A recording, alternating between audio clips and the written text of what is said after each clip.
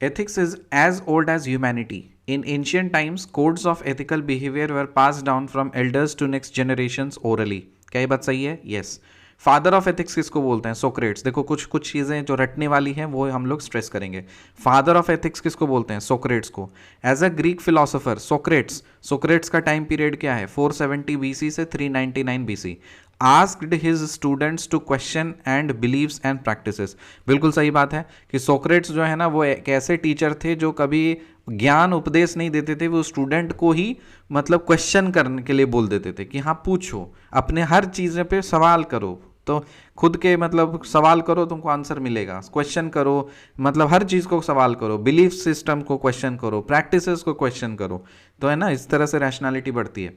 So as a Greek philosopher Socrates जो हैं वो अपने स्टूडेंट्स को क्वेश्चन करने के लिए, बिलीव्स का क्वेश्चंस करने के लिए, to question and believes and practices करने के लिए बोलते थे. 470 बीसी से 399 बीसी उनका टाइम पीरियड है.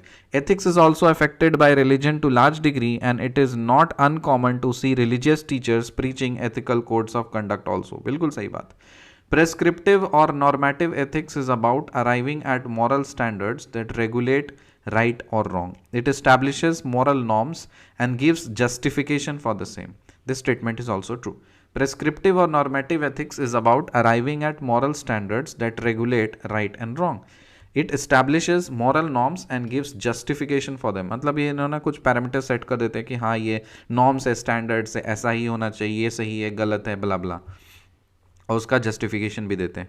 सो प्रेस्क्रिप्टिव और normative ethics prescribe punishment for unethical conduct and give reason for it. हाँ ये भी करते हैं कि हाँ ये अनएथिकल है, इसके लिए तुम्हें सजा मिलेगी. जैसे अरिस्टोटल का वर्च्यू एथिक्स है, भगवद गीता इसका निष्काम योग है. सो अरिस्टोटल का कुछ वर्च्यू एथिक्स है जो इंडिविजुअल लेवल पे उन्होंने बोला कि हाँ ये सही है, ये करेगा तो इसका मतलब पनिशमेंट मिलेगी. ऐसा भगवद गीता का निष्काम कर्म योग है कि हाँ ये अच्छा कर्म करोगे तो अच्छा फल मिलेगा, खराब कर्म करोगे तो खराब फल मिलेगा. ऐसा. Descriptive ethics studies history and evolution of ethics. जो डिस्क्रिप्टिव एथिक्स है ना वो हिस्ट्री और इवोल्यूशन ऑफ एथिक्स को स्टडी करता है. It gives records of the customs, traditions, taboos etcetera. It aims to find out people's belief. It is a value free approach to ethics and empirical investigation of the people's moral belief. So this statement is true. Descriptive ethics जो है ना वो history और evolution of ethics को study करता है and it gives record of customs, traditions, taboos etcetera. It aims to find out people's belief. It is a value-free approach to ethics, an empirical investigation of people's moral belief. So this statement is true. Descriptive ethics जो है ना वो history और evolution of ethics को study करता है. It gives record of the customs, traditions, taboos, etc. It aims to find out people's beliefs. It is a value-free approach to ethics, an empirical investigation of the people's moral beliefs. Meta ethics is more philosophical in nature. It deals with the origin and meaning of the ethical concepts.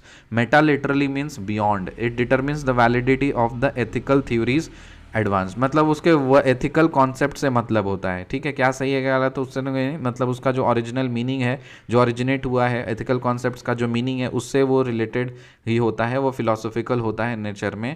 Meta मतलब beyond होता है.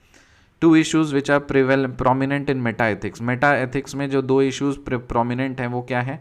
Metaphysical issue है और psychological issue है. Metaphysical और psychological, metaphysical and psychological.